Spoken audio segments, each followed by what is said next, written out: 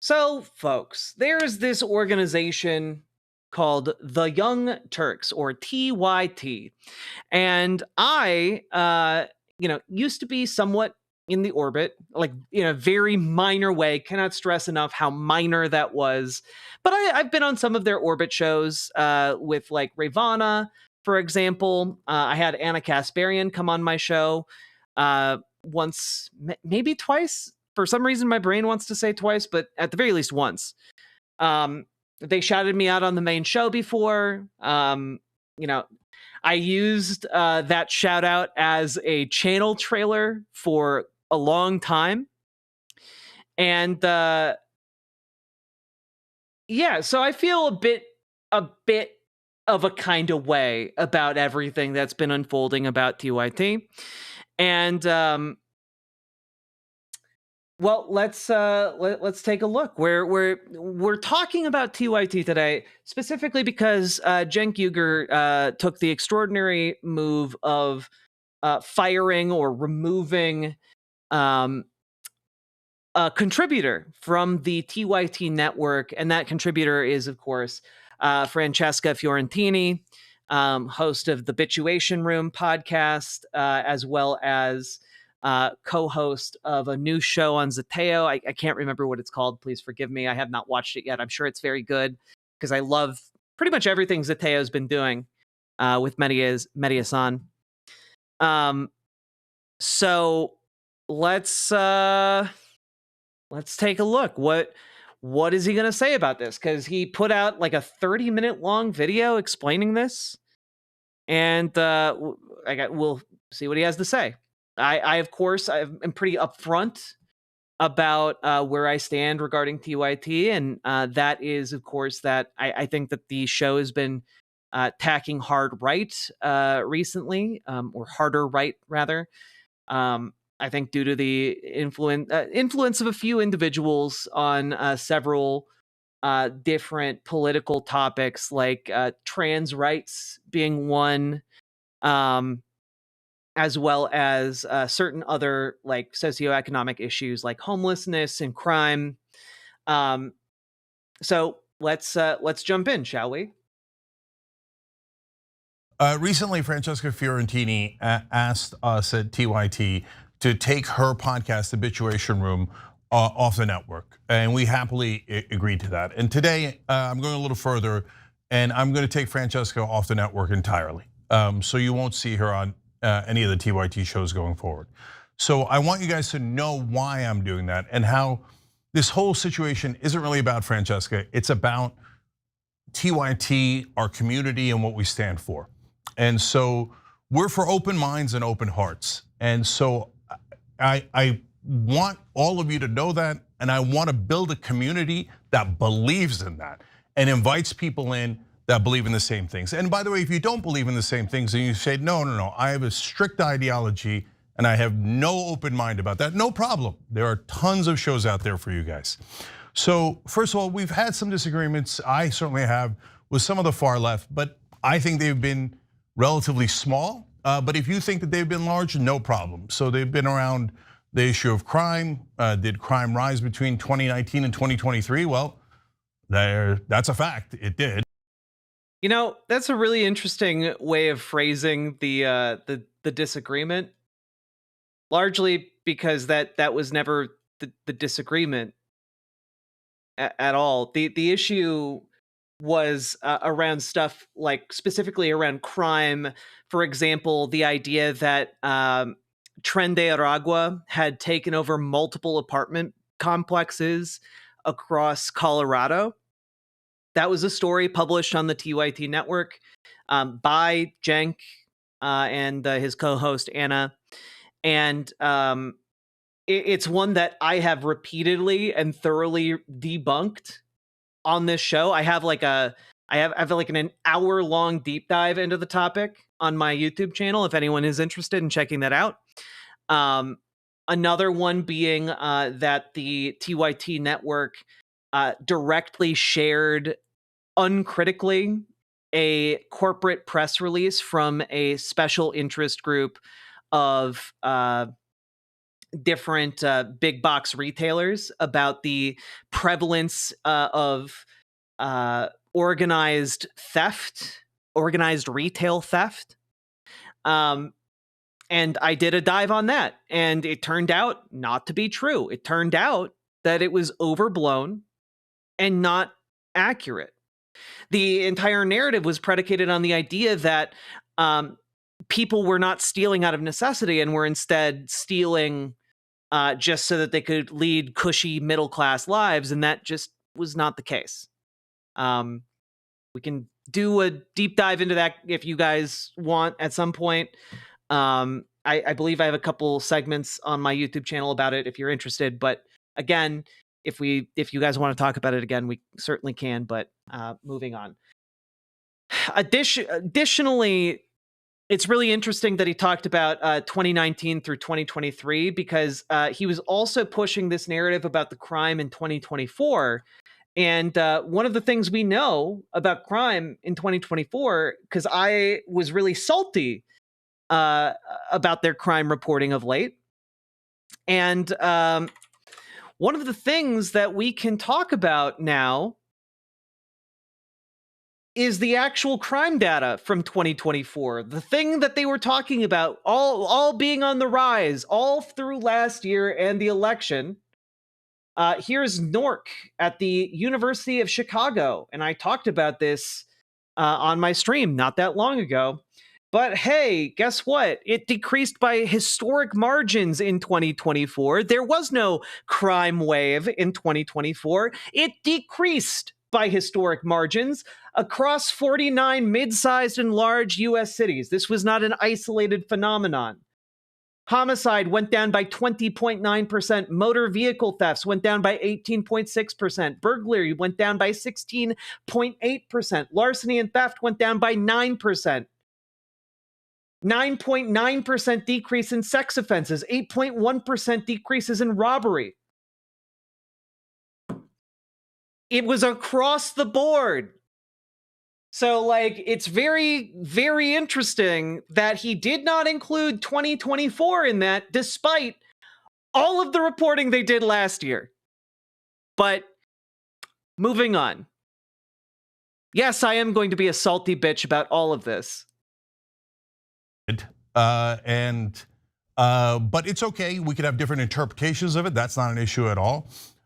We certainly are against police abuse, and we've fought against it. I would argue at least as much as any show on the planet, and perhaps a lot more. Yeah, I mean, also we could quibble about like the general trend from 2019 to 2023, because the idea that it was just like on the rise is just not true. It spiked during the pandemic and has been going down ever since. I take great pride that Benjamin Crump, among others, said that Trayvon Martin would not have gotten anywhere near the national coverage that he did if it wasn't for the Young Turks. So nevertheless, we could have disagreements about specific policy issues, and we do on slogans and framing, et cetera. For example, defund the police, Latinx. These are normal disagreements. You know, like, I hate to be that person, but Trayvon Martin was murdered in 2012. That was 13 years ago. So, like, people aren't talking about your stance 13 years ago. They're talking about your stances now. So invoking a murdered child from 13 years ago to back up your stances now seems really weird, to say the least. It's within any community. And I certainly would never want to shut that down because we're, again, for open minds. And of course, we've had some disagreements on the issue of transgender rights. Let me just say quickly what my position is, because oh boy, as a transgender woman, I can't wait to hear this. A lot of people outside of the network have been misleading you about this. So by the way, just as an FYI, as someone outside of the network, I want to make clear that every single time we cover one of these TYT segments, we watch the entire thing. Just so that you guys are clear that I am not misrepresenting Jenk, or Anna, or TYT. We do not take out of context. We watch the whole thing, which we're doing right now. And it makes my job a lot more lengthy. I wound up doing these 7 or 8 hour long streams, but you know what? That's so you guys get accurate information and know that I am keeping it on the level with you guys. For 100% constitutional rights for transgender Americans, because why? They're Americans, just like the rest of us. I mean, I guess I'm glad that you support constitutional rights applying to all Americans. I'm sorry. Sorry, that took me aback a little bit. Like that's the baseline. My baseline assumption was that you supported constitutional rights for all Americans. The fact that you're pointing that out like it's a point in your favor is bizarre to me, frankly. And they should have the same exact rights as us. Cool. They should be protected in bathrooms. They should definitely be allowed to serve in the military. Awesome. And I happen to think that they should be allowed to play, transgender girls should be allowed to play in girls' sports in high school. Now, my position on that is not overall popular in the country. I understand that, and I have a strategy for hopefully how to win on that in the long run. Okay, so far, no disagreement. I also agree that trans girls should be able to play high school sports. That's awesome. What a great commonality between us. And yet I'm sensing a but. But I don't believe that they should be mandated to play in college and professional level. I think the league should get to make those decisions on their own. I think that is a small disagreement. Obviously, others think that's a giant disagreement. But well, the issue that we're running into is not that the leagues are making decisions. The issue is that Republicans are legislating against trans people. Like that's the issue. The issue is that the leagues were allowing trans women to participate in college and professional level athletics, and now there are laws against that. So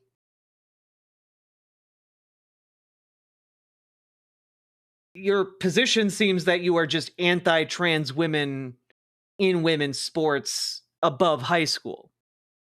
Is that the case? Are you going to clarify that? That's, again, not the issue here. I think what the issue is when others, among the issues, is when others say, only my opinion is the correct one, the moral one. Everyone who disagrees with me is unintelligent, immoral, collaborator, etc. Well, I mean, okay, so the thing I have to say about trans people in sports is that I have actually looked at the research. I have done deep dives on stream, going through research paper after research paper after research paper. And generally speaking, what you find is that there is broad agreement in aggregate that trans women after 1 year to 2 years on HRT have lost any of the advantages of like a testosterone based puberty. Like they lose like the muscle mass that testosterone tends to produce in human beings. They like the general science here, and more evidence has come out since I did this deep dive search a couple years ago, indicates that is still the case. The only real discussion that I am aware of when it comes to trans athletes and is whether or not they should be 1 or 2 years on HRT before they compete alongside cisgender athletes. And like that is the only point of contention. And that's why you'll find different international leagues with either like a 1 year or a 2 year requirement of HRT in order to participate. And like the issue here is that there are maybe like a handful of professional athletes. Last time I really dove into this research, one of the limitations was that there just aren't enough trans people who are at high athletic levels to do studies on, because that's how few trans people actually make it through all of the bigotry and and reach that level, right? But like, for example, when we look at the case of Leah Thomas, that was a really broadly reported on swimmer, transgender woman, and right-wing media made a huge deal about how Leah Thomas went from one of the worst male swimmers in the league to being the best female swimmer. And like, if you actually look at what happened, which I have because I don't believe in just regurgitating information generally, I looked into it. And it turns out that Leah Thomas started HRT while swimming in the men's division. And before starting HRT, Leah Thomas was one of the best. It might have been the best. My memory is a bit fuzzy on that, but was at the very least in like the top 3 male swimmers on the team. You know, on the men's team, rather. Sorry, phrasing.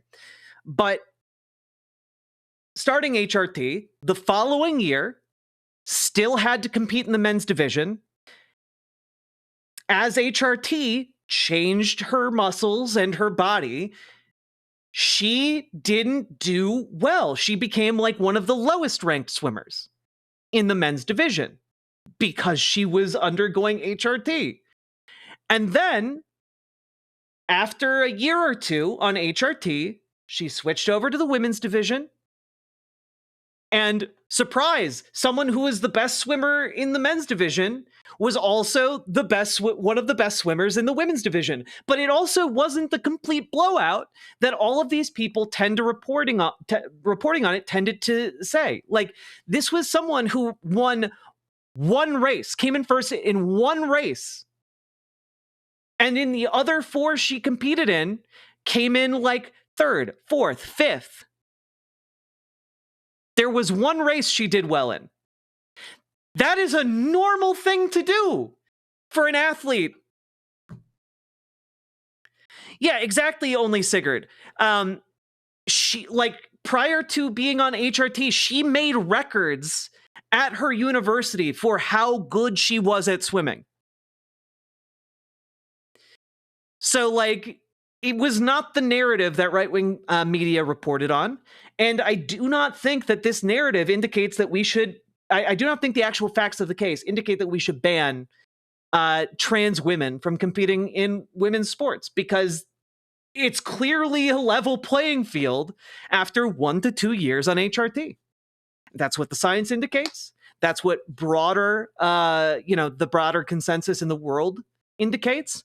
And prior to billionaires putting tons and tons and tons of hate mongering money into far right organizations around the world, it was generally accepted that trans women after a year or 2 on HRT can participate.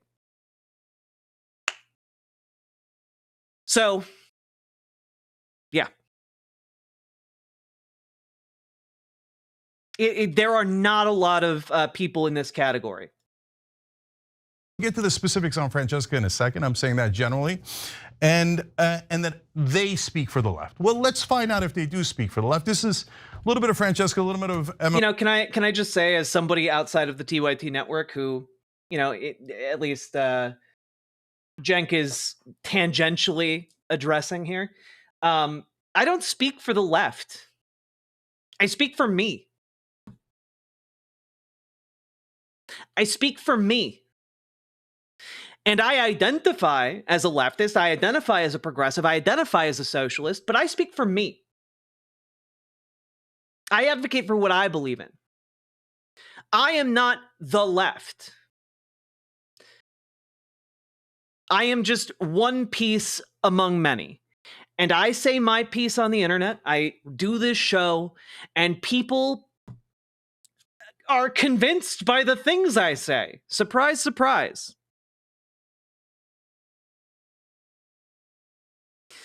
What about the UN report that said trans women cost cis women 900 medals? I genuinely have no idea what that UN report is. You know what? I'm gonna Google that right now. Let's take a look.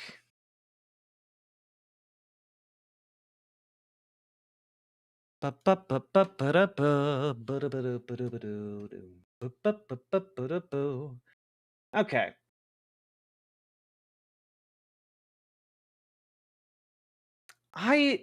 Okay. Does anyone have a link to this report?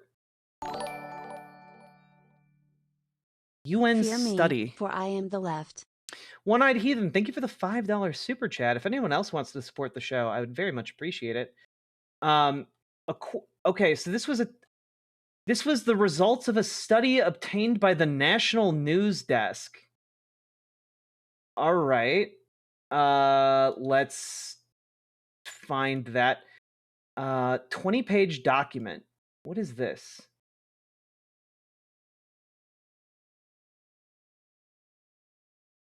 Are there any actual links to the study?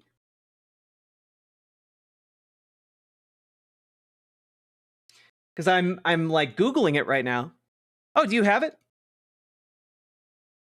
Oh, but this isn't a link to the study. This is just referencing that the National News Desk obtained the study, but like, what is it?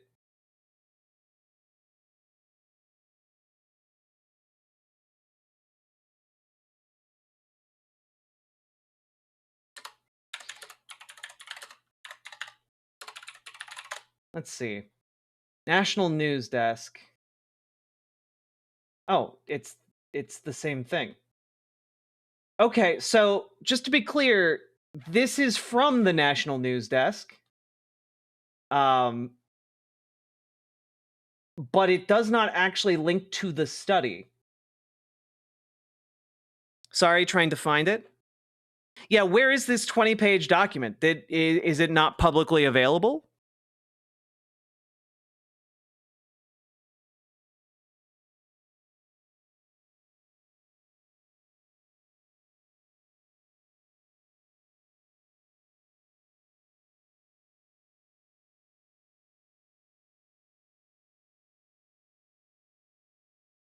Is it maybe non-existent? I mean, like, I'm curious because it kind of seems like it is. Because it doesn't list any of the authors. It just says the UN. And it doesn't attribute it to anyone in particular here. You know what? Let's Google a quote from the study.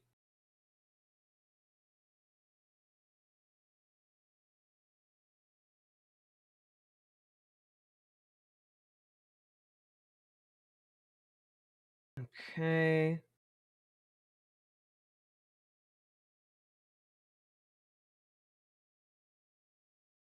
Is this it?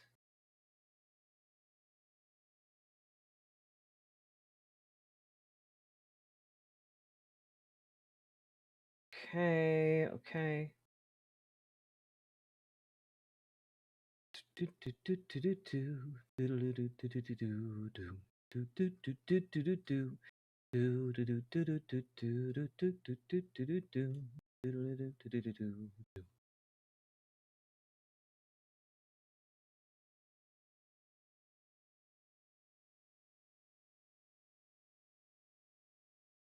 Okay, so what I can find here is that this is supposedly from 2024, the UN Special Rapporteur calling for reintroduction of sex screening to protect women's category. Okay? And this is from Reem Al Salem. This is not, by the way, a UN study. This is, yeah. She spoke on Tuesday as a follow-up to her 27th of August 2024 report, which was titled Violence Against Women and Girls, Its Causes and Consequences. So it's part of a larger report here about like the abuse of women and girls. And in it, And in her subsequent talk, she talks about how males have biological advantages in sports, especially during and after puberty, and artificial suppression of testosterone does not do away with this advantage. This is what the scientists and the experts are saying, not to mention pressuring anyone to artificially suppress testosterone in order to qualify for any category also raises ethical and human rights issues, which I also spoke about in the report and should therefore also not be done. And basically, this is not a study. This is not a study. This is this is a report. This is trying to consolidate a bunch of info done by this one person. Okay.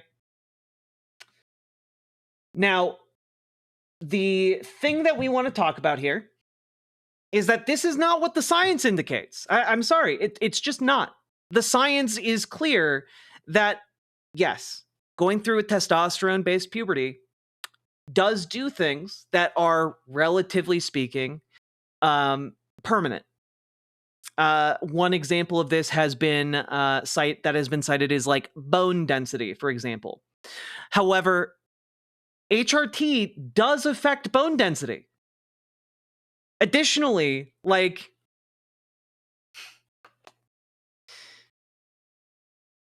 she's looking at it. What does this have to do with trans women? Because part of this, most of this report is about violence against women and girls, but a small part of it mentions the need to protect sex categories in sport, and the need to basically mentions that, like, oh, well, you can't actually have fairness in sports if, someone goes through a testosterone-based puberty, because that will have permanent effects according to the science, according to the experts. And that's just not the case.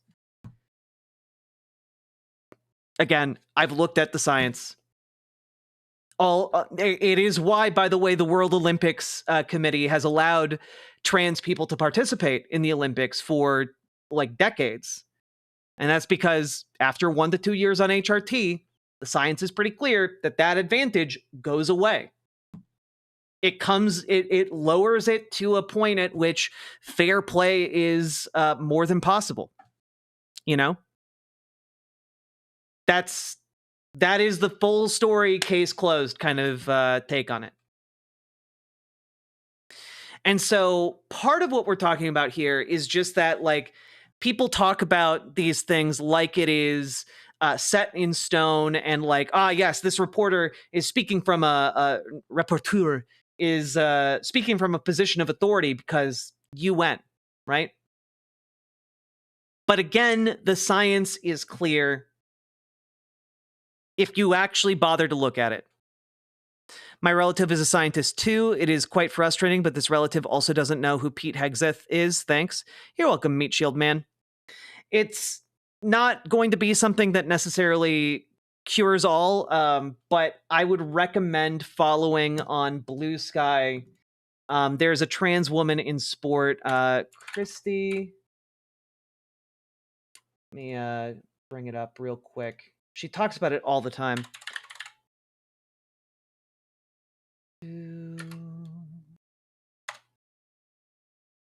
People. Oh God, is it Kristen?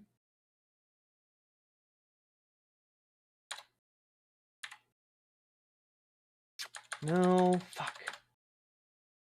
She talks about it all the time. She's an Australian rugby player, who plays very well.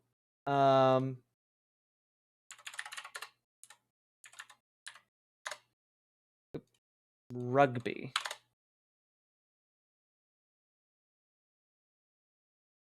Do any of you know who I'm talking about? It's Christy.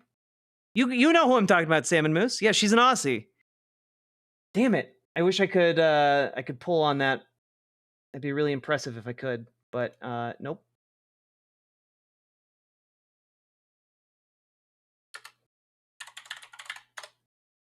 Fuck. I do not follow rugby. Yeah.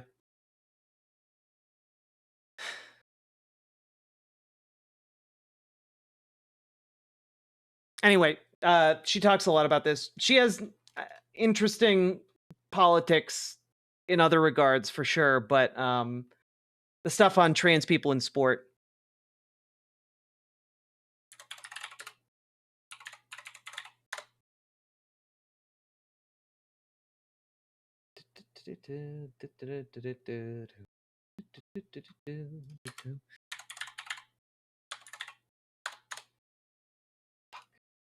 All right.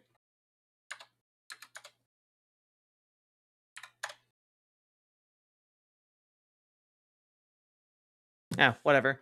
Kirsty Miller. Ah, haha.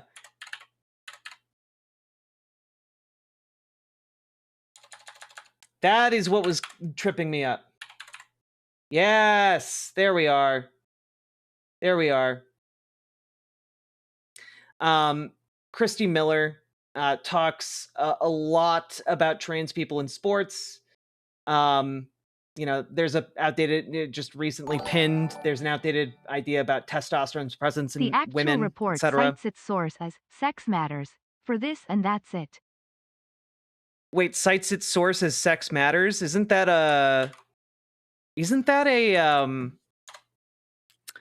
ah okay, so the special report.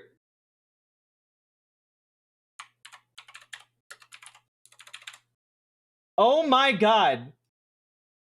You are not kidding.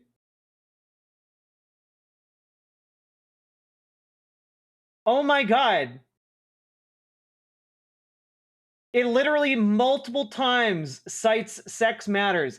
So, for those of you who don't know what Sex Matters is a propaganda outlet that is dedicated to basically fighting against transgender people. Incredible. This is like citing the Daily Wire for an idea about progressive values. This is the entire purpose of Sex Matters is to outlaw transgender people. It is not an impartial outlet of scientific knowledge. It is a propaganda outlet.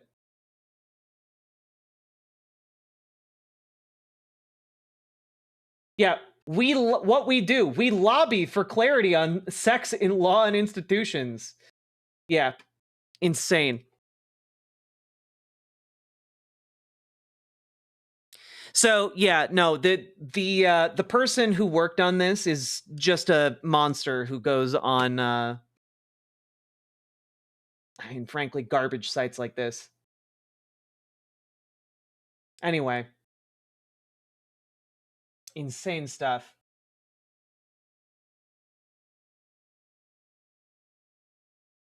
Also, yeah. Oh my god. Citation number 29 is shewon.org. This website is dedicated to archiving the achievements of female athletes who were displaced by males in women's sporting events and other types of competitions expressly for women. One day soon, we hope their accomplishments will be formally recognized. Add to the archive. So basically, this is just a bunch of people who are encouraged to submit to the website. Hey, I was beaten by a transgender woman in my sport, and if I had one, I would have gotten a medal. This is literally just like random people on the internet. This is not a scientific study. This is not a collection of folks. This is wild.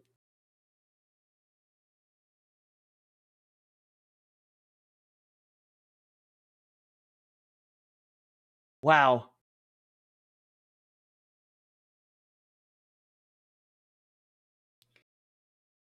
Wow, look at all these people who got beaten in mountain biking and are really upset about it. Oh man, the sex advantage in poker? Holy shit. Why aren't we talking more about the sex advantage at poker? Are you fucking kidding me? Yeah, you see, the testosterone makes people makes men inherently better at poker than women. That's why James Bond was playing poker hands and not the baddie behind him in all of the movies. This is what we're up against, folks. And this is why I will always be willing to go to bat on trans people in sports. Because whenever you dig down onto these shit takes, you wind up finding shit like this. You know, it's crazy.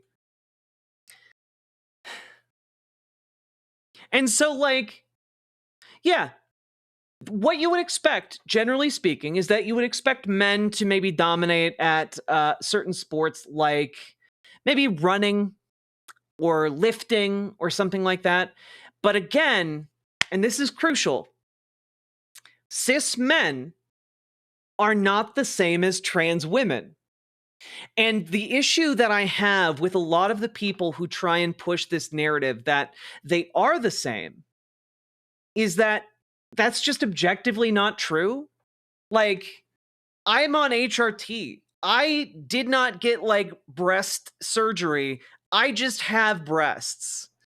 You know, like I grew them myself because my body is fundamentally different from what it was before I started HRT. My muscle mass is fundamentally different. What I can physically do is fundamentally different because, frankly, you are changing your body on a pretty fundamental level.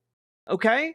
So, like, the issue I have with people like Jenk and people like these folks at Sex Matters or whatever is that they try to put forward the idea that because testosterone in men tends to lead to men being faster or stronger than women in some cases, that means it must be true for trans women as well.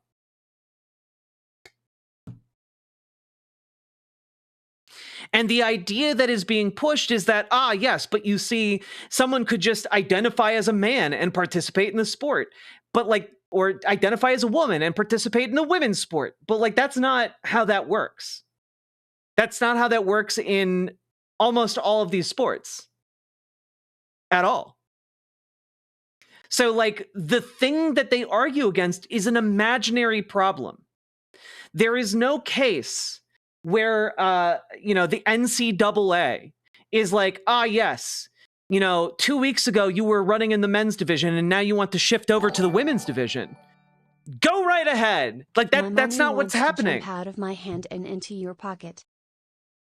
Sophie Bliss, thank you for the $10 Canadian. I appreciate it very much. Thank you for supporting stream. Yeah, help, I can't pick up the cards. My weak feminine hand can't play the cards because we're playing the ancient Egyptian version of Yu-Gi-Oh. That's a deep cut for all of you out there, okay? It's a deep cut for all of you. Anyway, that was a huge diversion from what we were talking about, but you know what? I think it was worthwhile. I think we all learned a thing or two, had a few laughs. Let's get back to what we were initially talking about. Vigland from Majority Report, and spliced in is the actual facts about what the American people think, and interestingly, what Democratic voters think. First, let's watch this. I'm a big Messi fan, so but let me just explain this. Answer my question. Also, chat, chill out in Twitch chat, please. This is for your research funding into Would the you allow bullshit him? Sankin Anna claim to gain funding and favor with the Republican Party. Thank you for the $20 dono, Thistles for Eyes. I very much appreciate you. Yeah, guys, it is okay to ask questions in Twitch chat. It's okay. But like, I understand it's a heated topic, but give people a little bit of grace. Like just a bit. But man, Piers Morgan is grating as hell. Although not nearly as grating as this guy right here, who is in so many different Piers Morgan bits, and he's just the worst. If he said I'm a woman to play in the American women's national team. You're using the wrong pronoun Yes, right. But like, this is the thing, right? Wait. Okay. What Democratic voters think. First, let's watch this. I'm a big Messi fan, so, but let me just explain this. Answer my question. Would you allow him, if he said I'm a woman, to play in the American women's national team? You're using the wrong pronoun Yes, right now. Hell yeah, are you kidding me? Oh man, what a great cutaway. The issue is that if Messi wanted to identify as a woman, and then play in the women's division, he can't just go from playing in the men's and the next day go to playing in the women's. Okay? And so what ends up happening is that if Messi wants to identify as a woman and then play in the women's division, what happens is Messi goes on HRT for 1 to 2 years and then plays in the women's division. That's how that works. It is not Messi sans HRT going and playing in the women's division. Pretty sure they cut that out of context. Absolutely they did.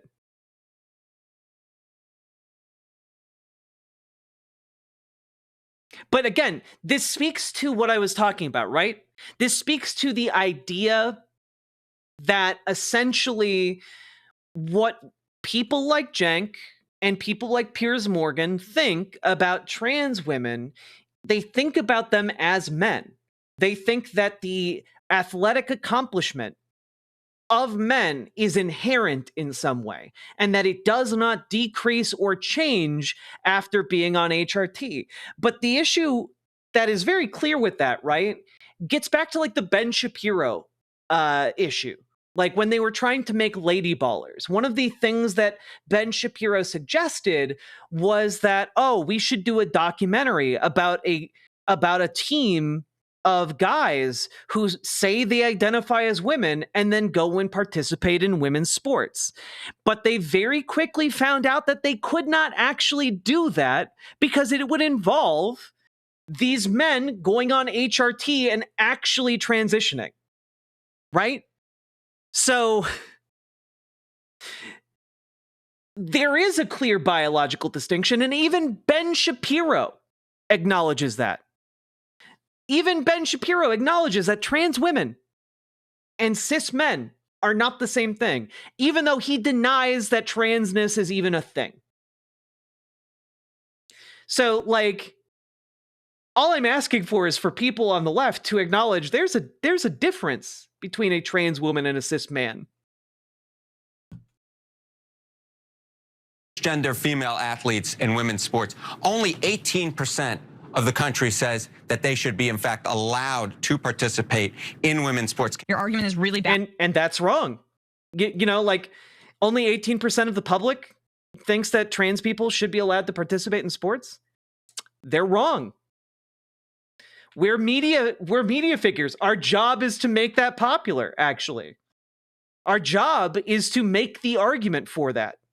On this, and you're out of your depth. You're correct that trans women should be able to compete in women's sports, but your argument for it is just scientifically and factually incorrect. I'm actually not bad about this. I'm 100% right on this. I don't give a the scientific explanations. People, if they identify as a woman, get to compete in sports. If that's not fair. Yeah. Also, just as a pro tip, don't use the term biological men because it's gross as fuck.